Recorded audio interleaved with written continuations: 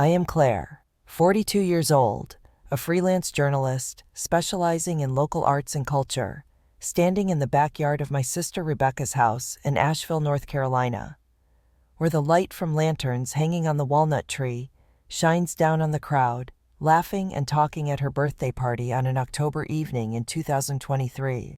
My family has always labeled me as loose, just because I like to wear bright red dresses, big sparkling earrings, and speak frankly unafraid to share my thoughts on everything from graffiti murals to local politics.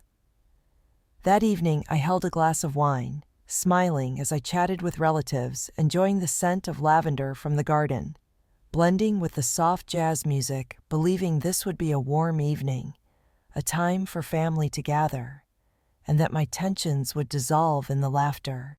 But when I took my phone connected to the Bluetooth speaker and hit play, the entire backyard fell silent. The music stopped, and Nathan's voice, my brother-in-law, rang out low, shameless, and arrogant. "Claire, you know I like you. Rebecca never suspects just one night. You'll like it. Everyone in this family knows what you're like. Don't pretend to be holy." Whispers rose like waves crashing on the shore. Rebecca covered her mouth, eyes wide, full of shock and pain, while Nathan, standing by the birthday cake table, turned pale, the beer in his hand falling onto the grass, shattering into tiny pieces. I stared directly into his eyes, saying nothing, but in my heart I whispered, my voice firm like a vow. "Nathan, you are wrong, completely wrong to think you could manipulate me, slander me with lies, and I will make you pay, not by yelling or confronting you head on, but by letting the truth explode in a way you never expected." Rebecca turned to me, her voice trembling, almost pleading. "Claire, where did you get this? This can't be real, can it? Nathan couldn't do this to me, to you." I smiled, turned off the speaker, and replied in a gentle but resolute tone, as if I were holding a secret bigger than the storm just unleashed.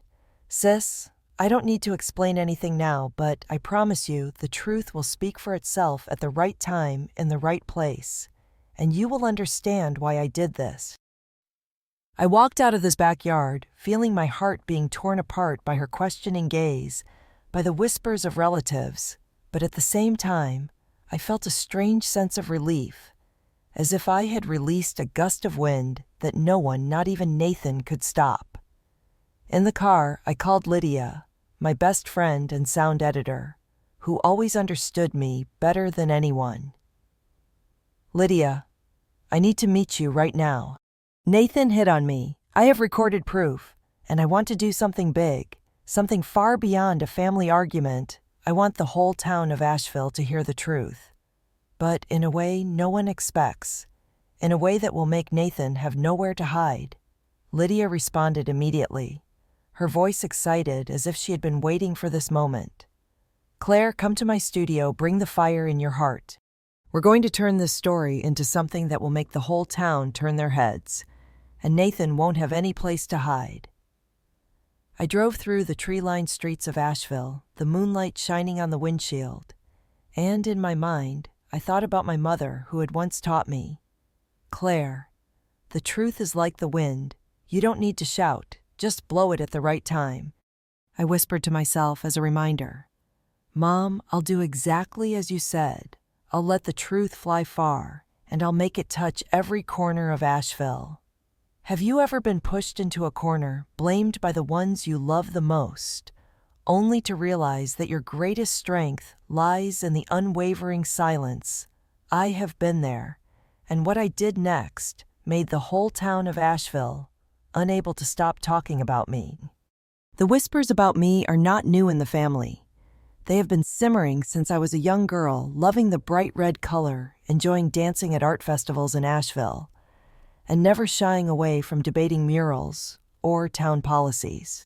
My sister Rebecca, 48 years old, has always been the perfect older sister, with her shiny blonde hair, a stable accounting job at a large company, and a marriage to Nathan, a bank manager respected by the entire town for his elegance, generous donations to charity events, and persuasive speeches at community meetings. I love her, but her gaze often carries a hint of pity, as if I am an unfinished work of art, needing to be shaped to fit the family portrait she has created. My mother, who passed away when I was 30, used to sit with me on the porch under the crimson sunset of Asheville and speak to me in a warm voice. "Claire, you are a wind, and your truth is the same. You don't need to shout to be heard. Just let it blow at the right time in the right place, and no one can stop you." My mother's words were like a compass, guiding me through days of misunderstanding judgment and helping me stay true to myself. When Nathan entered Rebecca's life, I welcomed him sincerely, thinking he was a decent man with a polite smile, stories about golf and generosity when sponsoring charity concerts. But about 3 years ago, I began to notice his glances. Not the gaze of a brother-in-law, but one of scrutiny, as if he were looking for something in me. He would often purposely touch my hand when handing me coffee, or call me little sister, with an overly familiar tone, making me feel a chill run down my back. Once at Rebecca's Christmas party, when I wore a sparkling red dress, he winked and said with a suggestive tone, "Claire, you really know how to light up this room. That red dress is truly your signature, standing out more than the Christmas tree." I smiled it off, but inside I felt uneasy, as if he were testing my reaction. My mother's voice echoed in my head, reminding me to stay alert, and from then on, I began to document his strange moments, saving messages he sent me like one from a year ago. "Claire, are you free tonight? I want to talk about art. You're an expert in this stuff." I didn't reply, but kept the message along with a detailed journal of his behavior. Not because I suspected right away, but because my intuition told me to protect my truth. I remember one evening when Rebecca sighed with worry on the phone. "Claire, you should tone it down a bit. Dress more modestly. People are saying you're not proper, and I don't want our family to be gossiped about." I smiled, but inside my heart ached, and I thought, "Sis, if you knew the truth about your perfect husband, you wouldn't say this to me." I opened my laptop, wrote in my journal. The day I realized those glances were wrong, I started preparing not for revenge, but to hold on to my truth so that one day it would fly like the wind my mother talked about. Have you ever felt like a danger was lurking, silent but clear, but still hoped you were misunderstanding, only to realize the truth was worse than you imagined? I have been there. And what I discovered changed everything.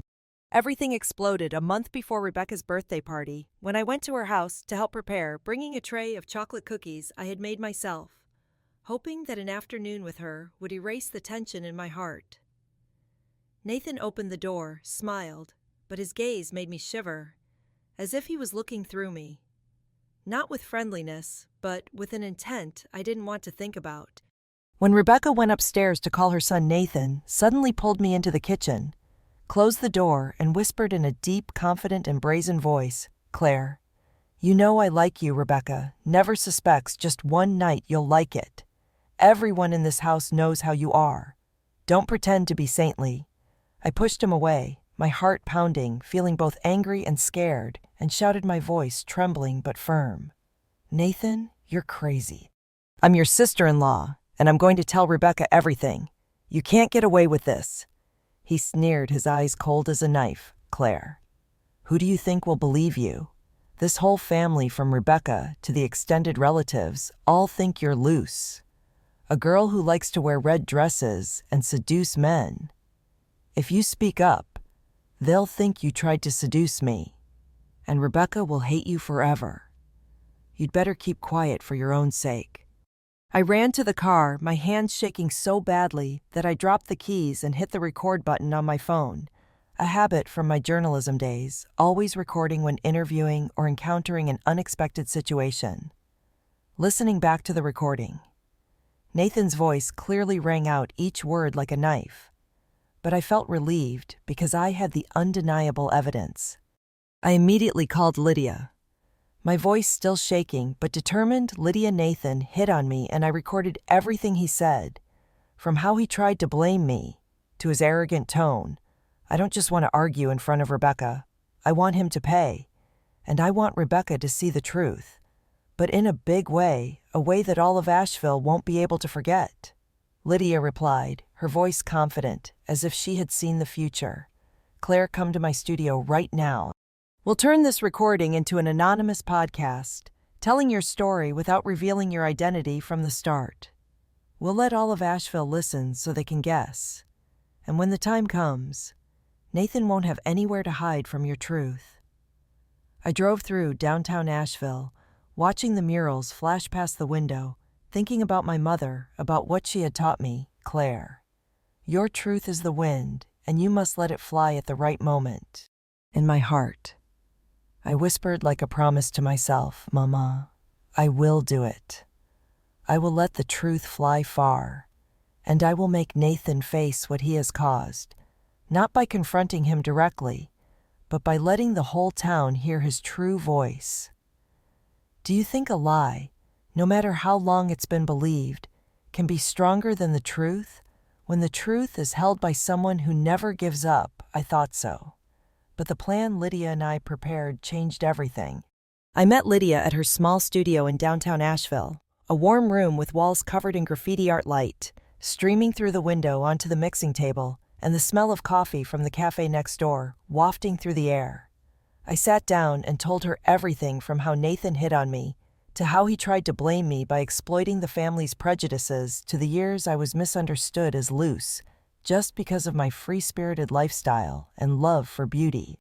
I played Lydia the recording, and Nathan's voice rang out arrogant and brazen. Claire, you know I like you. Rebecca never suspects. Just one night you'll like it. Everyone in this house knows how you are. Don't pretend to be saintly. Lydia listened, took notes on her iPad, and said, her voice full of determination, Claire, we'll create a podcast called Whispering Winds, a place to tell the stories of women who've been misunderstood, betrayed, and silenced. The first episode will be about you, but you'll remain anonymous under the name The Woman in the Shadows. We'll use Nathan's recording, alter his voice so it's not immediately recognizable, but enough for people in Asheville to start whispering. When the podcast spreads, they'll start guessing, and Nathan won't be able to hide from the light of the truth. I nodded, feeling like I had just found a light in the storm, but still worried, and I said, my voice deep and thoughtful, Lydia, I believe in this plan. But what if Rebecca listens to the podcast and thinks I'm trying to destroy her family? She's the only family I have left, and I don't want to lose her, even though she believes Nathan more than me. I want her to see the truth, but I'm afraid she'll turn away from me forever. Lydia took my hand, her eyes bright, like a friend ready to fight beside me. Claire, I understand your fear, but Rebecca will understand, as long as we do it the right way. We'll make this podcast professional and emotional so no one can doubt your truth. And when the time comes, when all of Asheville stands by you, your sister will see that you did this not just for yourself, but for her too. We worked for 3 days editing the recording, writing the script, and recording my voice, anonymous, trembling, but strong. But the crisis came just before the podcast launched, when Rebecca called, her voice angry, almost shouting through the phone. Claire, Nathan just told me that you tried to seduce him in the kitchen when you came over. How could you do that to me? I've trusted you, defended you in front of the whole family, and yet you're destroying my happiness like this. I took a deep breath, trying to stay calm, and replied, my voice slow, firm, as if I were standing before an invisible court. Sister, I won't say anything right now, because I know my words won't be enough for you to believe. But I beg you, next week, please open Spotify and listen to the Whispering Winds podcast. The truth will speak for me, and when you hear it, you'll understand why I chose this way, why I couldn't let Nathan continue to deceive you, to deceive the whole family. She hung up, and I sat in the car, tears streaming down my face. Not out of anger, but because of the pain of knowing that she, the person I loved most, believed Nathan's lies over mine. But in my heart, I whispered like a reminder to myself, Claire, You don't need anyone to validate your truth. You have evidence. You have Lydia, and you have whispering winds. Your wind is about to fly, and it will blow away all the lies. Do you think the truth can be twisted by those you love most? Just because they're not ready to face it, I've been there. But what I'm about to do is bigger than anything I ever imagined. The podcast Whispering Winds launched a week later with the first episode titled The Woman in the Shadows. And I told my story anonymously with my voice altered through software, so no one would recognize me interspersed with Nathan's recordings, his voice also altered but still retaining his arrogance. Claire, you know I like you. Rebecca never suspects just one night you'll like it. The whole family knows what you're like. Don't pretend to be holy. I narrated the feeling of being hit on, blamed and misunderstood by my family, my voice trembling but full of determination. I didn't choose to scream. I didn't choose to confront directly because I know that my truth, even if buried beneath lies, will find its way like a wind blowing through the darkness, and it will reach those who need to hear it. The podcast spread throughout Asheville, from cafes on Biltmore Avenue to art offices in the River Arts District, with 12,000 downloads in just 3 days. Local forums buzzed with activity listeners started guessing who the woman in the shadows was, and some familiar with Nathan's voice from charity events began to suspect, even though his voice had been altered. At Rebecca's birthday party, I decided to reveal the truth. I couldn't wait any longer.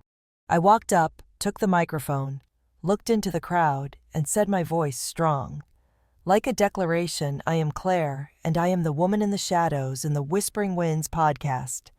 This is my truth, not a fabrication, not a story to destroy anyone.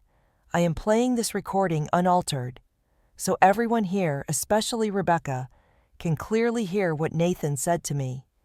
I hit the button, and Nathan's voice echoed unaltered, arrogant, and shameless. Claire, you know I like you. Rebecca never suspects just one night you'll like it.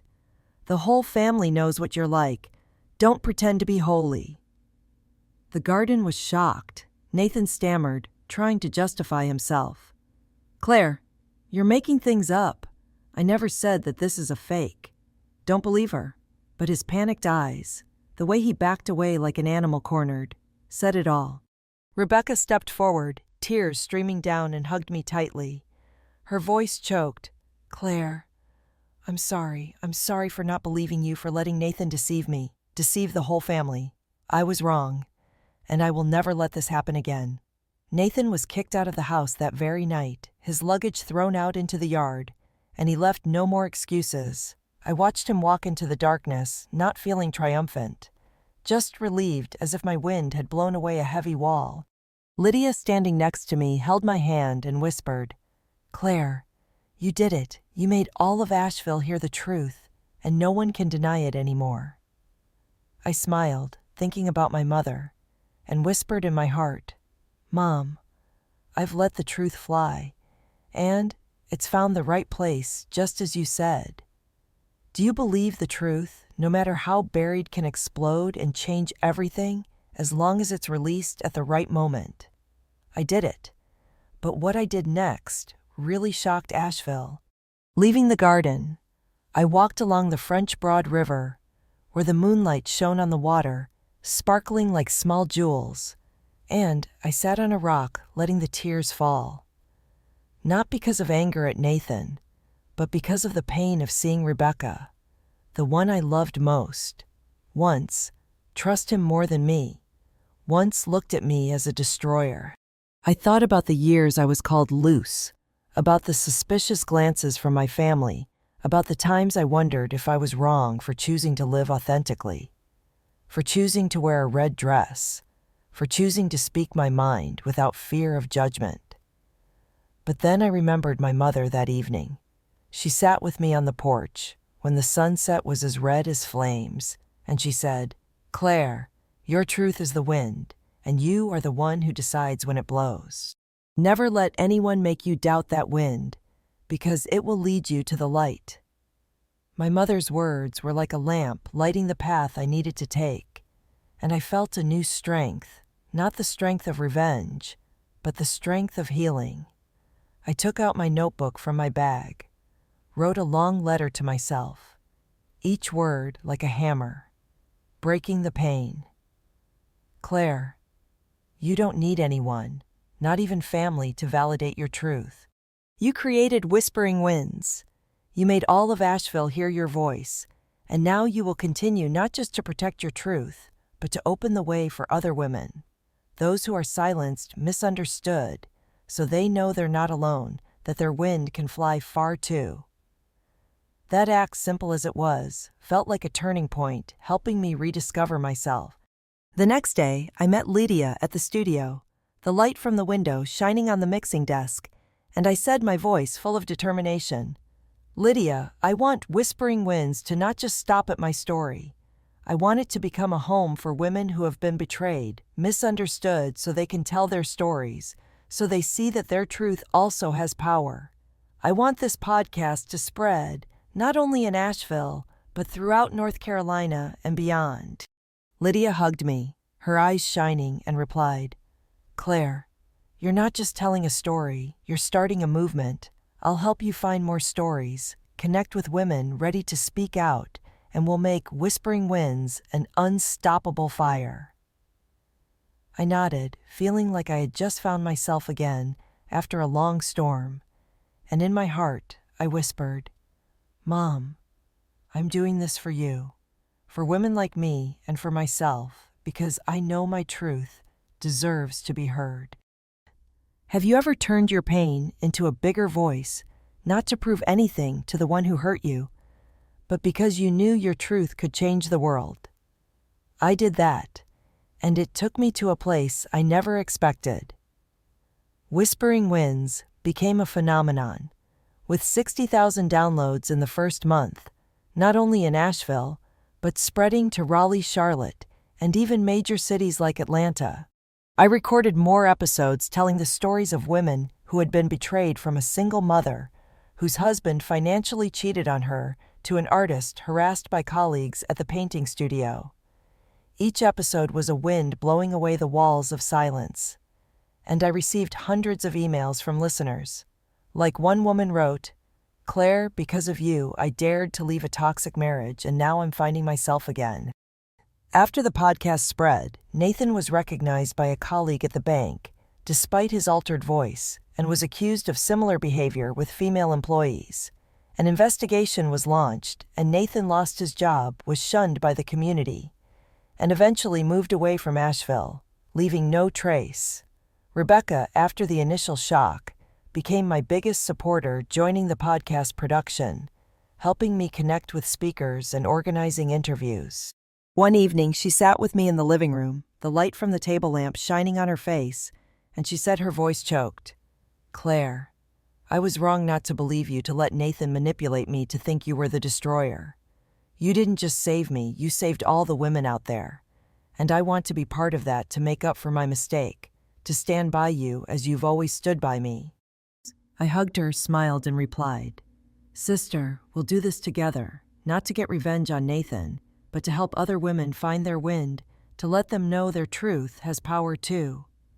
Local press, from Asheville Citizen-Times to magazines like Southern Living, wrote about Whispering Winds, calling me the woman who brought the truth to light in the darkness. I thought about my mother, about how she always felt proud when I stood up for what was right, and imagined her smiling somewhere in the thank you emails I received, in the voices I helped spread. Whispering Winds continued to grow, with plans to partner with women's organizations in North Carolina to hold storytelling workshops. I stood in the studio watching Lydia adjust the sound for the new episode and wrote in my notebook, "The day I built my legacy, I saw my mom smile, and I knew I had won, not because Nathan failed, but because my truth had flown far." Do you think justice can come from quiet wins, even when it starts from betrayal and deep hurt? I've seen that, and it changed me forever. Whispering Winds expanded, reaching 120,000 downloads each month in 2024, becoming a symbol not only in Asheville, but throughout North Carolina. I held workshops at the Asheville Art Center, where women from all walks of life, from single mothers to freelance artists, sat in a circle sharing their stories of betrayal, abuse, and healing. One woman, Anna, came to see me after a workshop, her eyes glistening with tears, but her voice full of life. "Claire, thanks to your podcast, I found the courage to talk about the years I spent in an abusive home. And now I'm rebuilding my life, opening a small pottery studio and teaching children to paint for healing. You didn't just give me a voice, you gave me hope." Her words were like a warm breeze sweeping away the remaining doubts in me, and I hugged Anna, feeling as though I were hugging all the dreams I once thought I had lost. I organized a large fundraising event at Pack Square Park, drawing thousands of people from children painting about hope to volunteers distributing women's rights materials, and we raised $60,000 to support organizations helping women suffering from abuse. Asheville was filled with my story, from local newspaper articles to Instagram posts, calling me the wind of truth. But it wasn't always smooth sailing. A major sponsor criticized me, saying, "Your podcast is too emotional, Claire. You should focus on more practical solutions rather than telling sad stories." I listened but stood firm, responding in a meeting, my voice calm but resolute. "Sir, the stories of these women are not sad. They are winds of truth. And each story is a solution because they empower others to speak up. And that is the greatest strength we have." I invited a media expert to join the team, and Whispering Winds became more professional with a fixed broadcasting schedule, a team of volunteers, and a website for listeners to submit their stories. I thought of my mother, how she always helped others despite her own struggles, and I began hosting storytelling sessions for children at the Asheville Library, teaching them about honesty and courage. One little girl, Mia, ran up to hug me after one of the sessions and said, "Ms. Claire, I want to make a podcast like you when I grow up to tell the truth and help people." Her words were like a star lighting the path before me, and I knelt down, looked into Mia's eyes, and replied, "Mia, you already have your own wind, and I believe one day it will fly farther than mine." I called Lydia after the session. Excited Lydia, "I want Whispering Winds to become a state symbol, so every woman and every child in North Carolina knows that their truth has power. Do you think we can make it happen?" Lydia laughed loudly over the phone. "Claire, with your heart and your wind, nothing is impossible. We'll make this happen, and we'll make it huge." I opened my notebook and wrote, "The day I spread the light, I saw the world shine brighter, and I knew I was living true to my mother's dream, true to the wind she passed to me." Do you think a community built from real stories can heal the deepest wounds, even if they come from those you love the most? I have seen it, and it has led me to a brilliant future. In 2025, I stood on the stage at a media conference in Raleigh before 2,000 people, from passionate young journalists to women entrepreneurs with big dreams, wearing a red dress, the color of resilience. That my mother loved the color I had once been judged for, but now it was a symbol of strength. I spoke, my voice deep and emotional, as if I were talking to each person in the audience. 5 years ago, my brother-in-law tried to seduce me, blamed me, said the whole family thought I was promiscuous, that I couldn't be trusted. But I created Whispering Winds, a podcast to tell my story and the stories of thousands of other women, those who were betrayed, silenced, but never gave up. I didn't do it for Nathan, not for revenge, but because I know my truth, because I want to live true to my mother's dream, the one who taught me that truth is a wind that never dies, and it will fly far if you dare to let it go. The crowd applauded, and I saw tears glistening in many people's eyes, people who had probably been misunderstood, hurt. During the Q&A, a young audience member, her voice trembling, stood up and asked Ms. Claire, "How can I speak my truth when my family turns away, when I'm afraid no one will believe me, that I'll lose everything?" I looked at her, smiled, and answered, my voice slow as though I were speaking to my 5 years ago self. Sweetheart, your truth is a wind, and although it might seem weak right now, once you let it go at the right time in the right place, it will fly farther than you think. I started with a recording an anonymous podcast, and now it has helped thousands of women find their voices.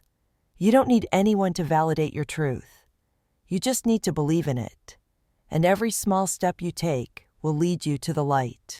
The conference ended with applause, but the moment I'll always remember is when Anna from the Asheville workshop ran up to hug me and said proudly, "Claire, thanks to you, I've opened a support organization for abused women, and I'm helping them tell their stories, just like you did with Whispering Winds." I hugged Anna, feeling as though I were embracing the world, and inside, I whispered, "Mom, I did it. I let my wind fly, and it's reached people I never knew." Whispering Winds is now a state symbol with 20 branches, 500 volunteers, and a Community Media Award from the North Carolina Press Association. Nathan lives quietly somewhere, no longer in contact, but I bear no grudges because I've found peace, not in his failure, but in the light I've created. I keep the original recording in a small frame with the words, "Your truth is a wind that no one can extinguish." At the 5-year anniversary celebration of Whispering Winds, I stood before hundreds of listeners and said with pride but humility, "I once thought Nathan could define my truth, but I've defined myself, and each one of us has the right to light our own wind to let it fly to shine in the world." I thought of my mother, how she always believed in me, and imagined her smiling in the workshops, the stories, the winds I've helped let fly. What will you do to let your truth shine, even when the whole world turns its back, and to let your wind blow away all darkness? I did it, and I know deep in your heart, you too have a wind waiting to be released.